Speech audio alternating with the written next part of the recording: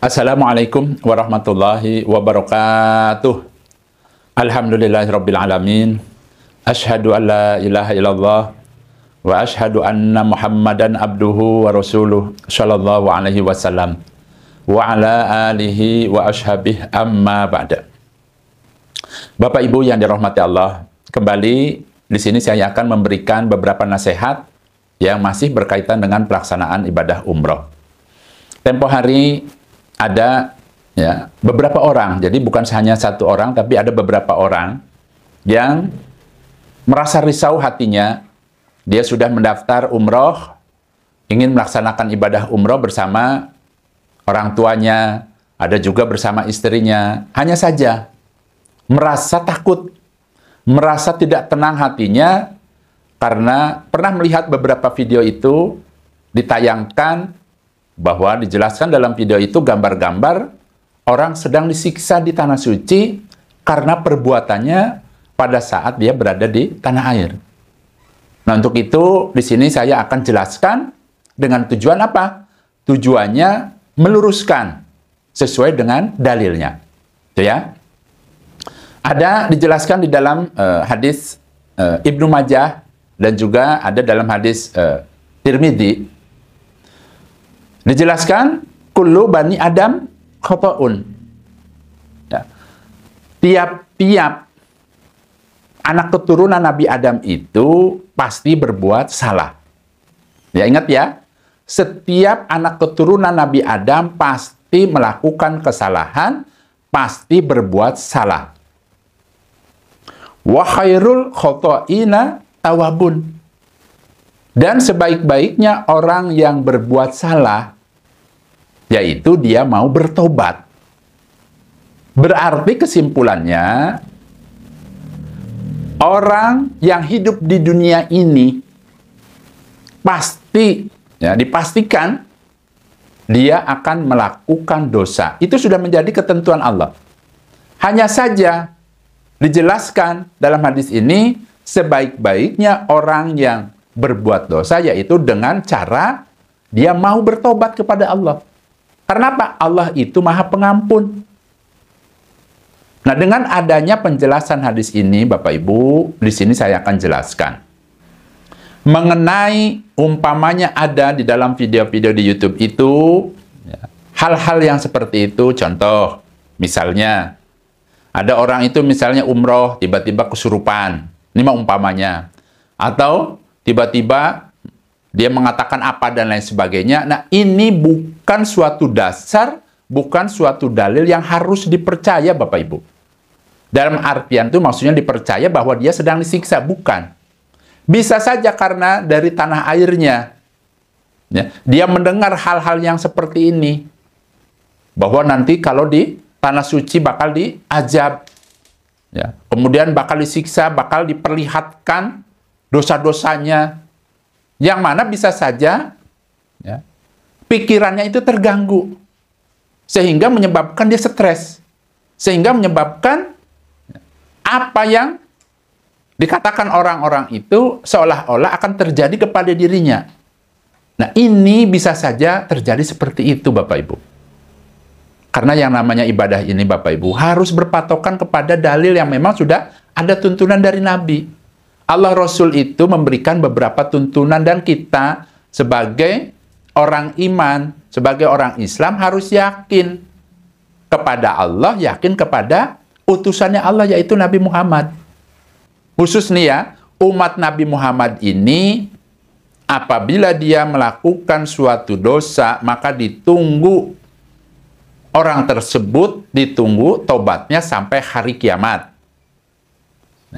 Hanya saja, maksudnya sampai hari kiamat itu adalah orang-orang yang menjadi umatnya Nabi Muhammad ini, itu kan yang namanya lahir kemudian meninggal. Ada lagi lahir terus sampai hari kiamat itu ditunggu, maksudnya waktu untuk tobat itu panjang. Sampai hari kiamat Allah akan menerima tobatnya orang yang mau tobat. Dengan catatan orang tersebut yang melakukan dosa tersebut tidak keburu meninggal. Kalau dia pada saat dia melakukan dosa selama hidupnya, kemudian dia ya meninggal belum tobat, nah, berarti kena siksanya Allah. Maksudnya panjang loh, Allah itu tidak membatasi waktu untuk bertobat sampai hari kiamat, ditunggu tobatnya.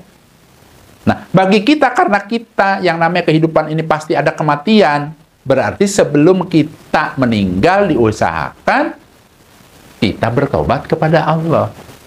Itu ya. Nah, dalam hal ini Bapak Ibu, kembali saya tegaskan, apabila Bapak Ibu mendengar hal-hal yang seperti ini, karena ini dapat merugikan orang Bapak Ibu. Ya, ditayangkan di video-video itu seolah-olah kalau orang berbuat salah, pernah berbuat dosa, sehingga pada saat di tanah suci seolah-olah seperti kakinya terbakar. Dibikinlah gambar seperti itu supaya videonya dilihat banyak orang. Nah, ini terus terang saja bertentangan dengan dalil. Pertama. Yang keduanya, akan menyebabkan orang yang tadinya mau ibadah ke tanah suci jadi pada ketakutan. Berarti video-video ini, ya, Bapak Ibu bisa nilai sendiri. Coba deh lihat isinya yang sesungguhnya. Ya, kalau gambarnya kan orang sampai terbakar lah, orang seperti apa. Ada juga orang itu kepalanya binatang. Seolah-olah seperti itu jadinya kan pikiran orang yang mau umrah jadi ketakutan. Disinilah Abah meluruskan. Abah juga pernah berbuat dosa Bapak Ibu. Bukan berarti selama ini lurus-lurus terus, tidak. Dan apakah saya yang pernah ke tanah suci itu di situ disiksa, kemudian diapain? Tidak Bapak Ibu, biasa saja. Nah, untuk itu hilangkan perasaan-perasaan atau pikiran-pikiran yang barangkali masih risau hatinya. Selanjutnya bagaimana caranya apabila orang tersebut pernah melakukan dosa, ya, mungkin dosanya ya, karena sesuatu hal. Karena yang namanya perbuatan dosa ini, yang pertama, ada orang itu melakukan dosa disengaja. Yang kedua, yang tidak disengaja. Ada juga mungkin karena keadaan yang menyebabkan seseorang itu masuk terjerembab ke lembah hitam. Ya. Bisa saja karena keadaan itulah yang memaksa dirinya itu berbuat dosa. Hanya saja Allah itu Maha Pengampun Bapak Ibu. Asalkan di dalam dirinya, di dalam hati kecilnya itu betul-betul ingin tobat kepada Allah, di sini saya akan memberikan caranya. Yang pertama, kalau kita betul-betul ingin tobat kepada Allah, Bapak Ibu, sesuai dengan tuntunan yang pernah saya jelaskan, ada tata cara sholat tobat Bapak Ibu. Ya, jadi sholat tobat itu dijelaskan dalam hadis, bila mana seseorang itu telah berbuat dosa, kemudian dia menyadari bahwa itu perbuatan tidak benar, perbuatan dosa, kemudian dia ingin tobat, yang pertama dilakukan berwudu, sempurnakan wudunya, kemudian sholat 2 rakaat, setelah itu perbanyak minta ampun kepada Allah. Bisa membaca istighfar, bisa membaca doa rajanya istighfar, yang Allahumma anta robbi la ilaha illa anta khalaqtani dan lain sebagainya. Intinya, tuntunan dari Nabi itu silahkan memperbanyak istighfar, memperbanyak minta ampun kepada Allah. Kemudian hatinya, supaya merasa kapok, supaya getun, supaya betul-betul dalam hatinya tidak ingin mengulang kembali apa yang pernah dilakukan. Dan apabila Bapak Ibu berada di situ, di lembah itu, di lembah dosa itu, berarti harus keluar dari situ. Ya. Nah, di samping itu, dengan adanya pernah berbuat dosa seperti itu, di dalam hatinya ingin merubah. Ya, merubah yang tadinya ya, pernah berbuat salah, dirubah dengan hal-hal kebaikan.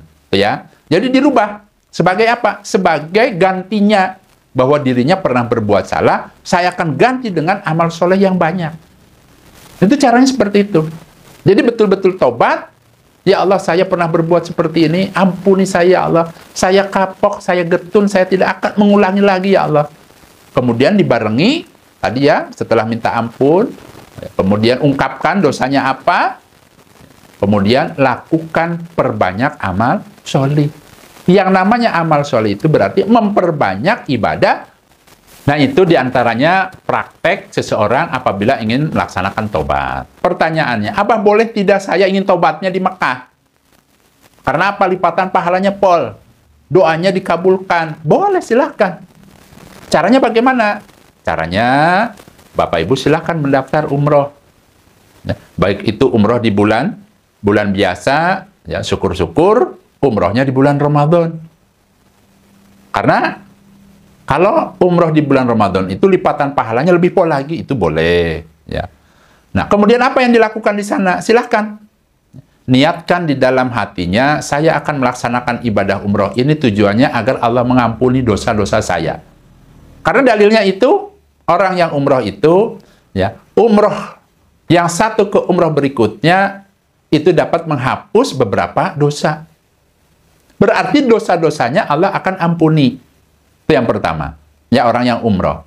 Kemudian yang kedua, orang yang umroh itu akan mendapatkan lipatan-lipatan pahala yang pol. Karena apa? Orang yang melaksanakan sholat, contoh ya, di masjid, pada saat di Mekah, ya, di Masjidil Haram itu, lipatan sholatnya itu sampai 100.000 lipatan. Kalau di kita di Indonesia nih, 1 rakaat, ya berarti kan dihitung hanya pahala 1 rakaat.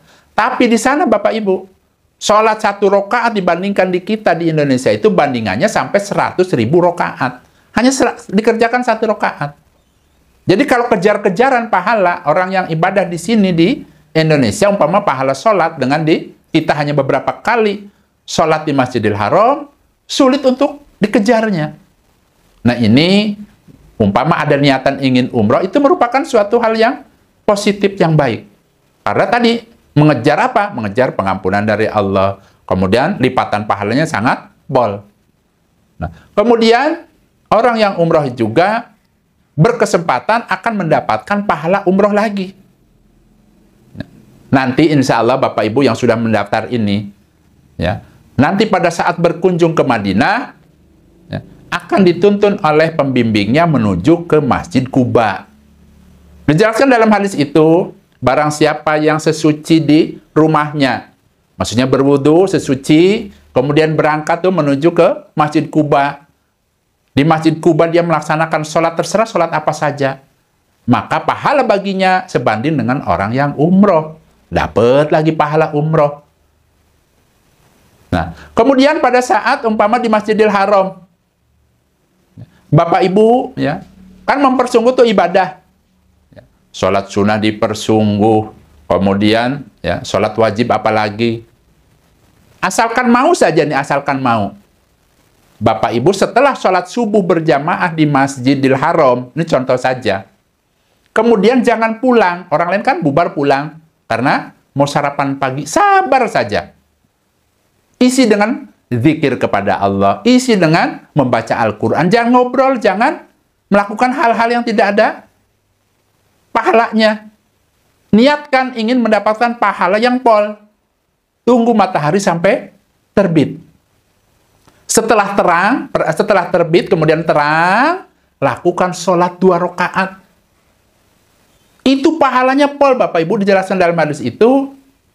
Orang yang melaksanakan sholat seperti itu, Allah akan ampuni dosa-dosanya, walaupun dosa-dosanya sebanyak buih di lautan. Luar biasa, Bapak Ibu. Asalkan kita tahu ilmunya. Nah, ini cocok untuk tobat di sana, boleh. Silahkan.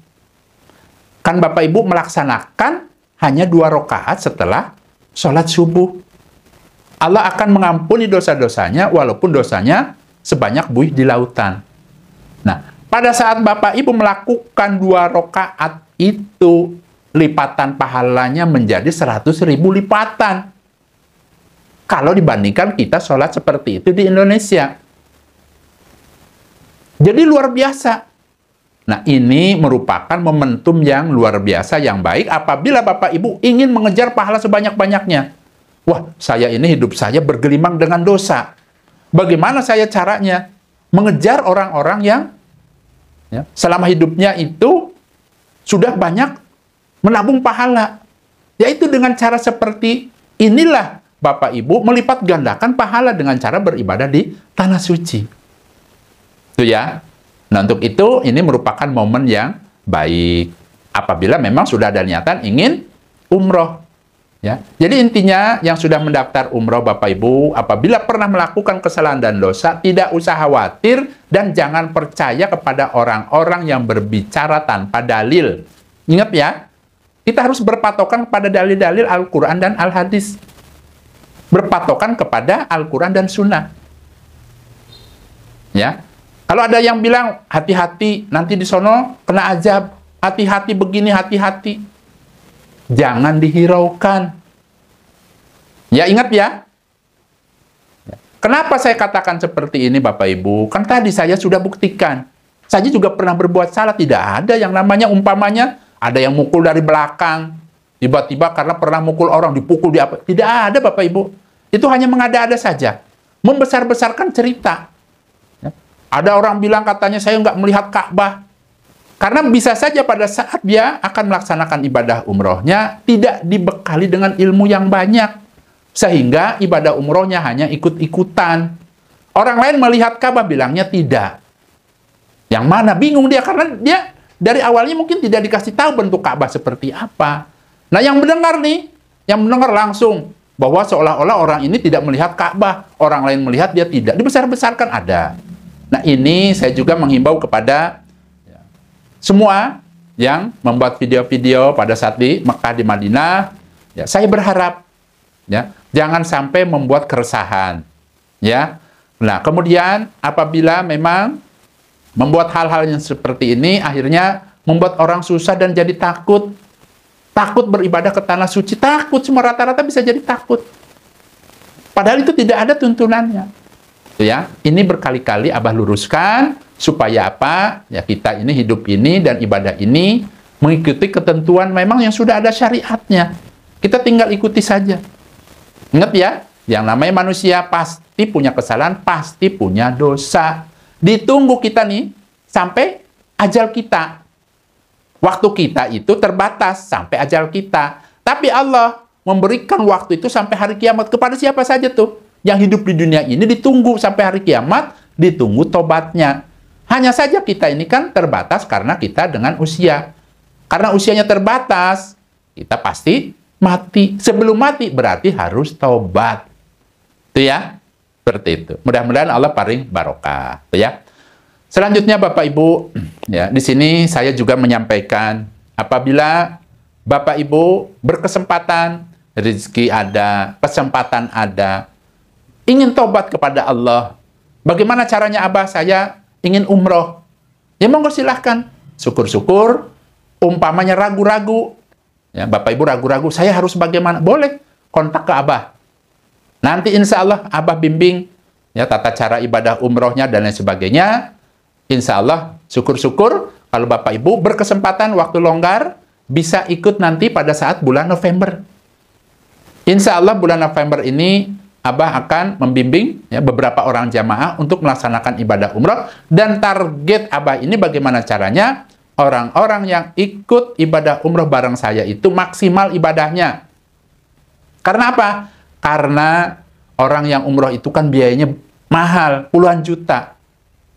Nah, dengan adanya yang biaya yang besar ini, bagaimana caranya Abah ini membimbing supaya maksimal? Sesuai dengan kadar yang dikeluarkannya. Waktunya, uangnya, semuanya. Kalau orang itu tidak dibarengi dengan ilmu, akhirnya kan tidak maksimal ibadahnya. Nah, di sini Abah juga mengajak bagi Bapak Ibu yang ingin ya, umroh bareng Abah, masih dibuka pendaftarannya. Kemarin itu masih tersisa 3 seat lagi. Silahkan, buruan, cepat, daftar. Itu yang pertama. Yang kedua, bagi Bapak Ibu yang pernah umroh atau yang belum pernah umroh, ingin umrohnya di bulan Ramadan, insya Allah, ya, Biro Travel resmi, yaitu PT Indocitra Tamasya ini, sudah membuka pendaftaran untuk orang yang umroh di bulan Ramadan. Nanti waktunya 25 hari. Dan insya Allah nanti pada saat bulan November nanti, ya, bahkan insya Allah berada di Mekah, maka nanti Abah langsung akan survei, ya, survei tempatnya untuk jamaah-jamaah umroh yang akan tinggal di hotel tersebut. Ya, PT Indo Citra Tamasya ini ya, membuka paket pendaftaran umroh di bulan Ramadan selama 25 hari. Insya Allah nanti ya, untuk Bapak Ibu yang jauh, ini umpamanya jauh, ada di Jawa Timur, ada di Lampung, ada di Samarinda. Bagaimana Abah caranya? Caranya bisa menghubungi tadi manajemen PT Indo Citra Tamasya. Nanti Abah kasih tahu di deskripsinya, nomor teleponnya dan sebagainya. Sudah dibuka pendaftarannya. Nah, untuk itu, idealnya, kalau kita ingin bercita-cita melaksanakan ibadah umroh di bulan Ramadan jauh-jauh hari, caranya bisa pakai DP dulu. Pak, Bu, boleh nggak DP dulu? 3 bulan sebelumnya nanti saya akan lunasi, boleh. Nanti hubungi saja manajemen PT Indo Citra Tamasya. Tuh ya. Insya Allah ya, sudah membuka pendaftarannya. Alhamdulillah, jazakumullahu khairan. Mudah-mudahan Allah memberikan kemanfaatan dan kebarokahan. Sekali lagi, Abah ya, memberikan nasihat, tidak usah risau, tidak usah khawatir. Manusia itu pasti melakukan kesalahan dan dosa. Ya, silakan Bapak Ibu perbanyak nanti ibadah di tanah suci, hilangkan perasaan-perasaan was-was dan lain sebagainya. Nah, saya rasa itu saja Bapak Ibu. Mudah-mudahan Allah memberikan kemanfaatan dan kebarokahan. Abah pamit. Wassalamualaikum warahmatullahi wabarakatuh.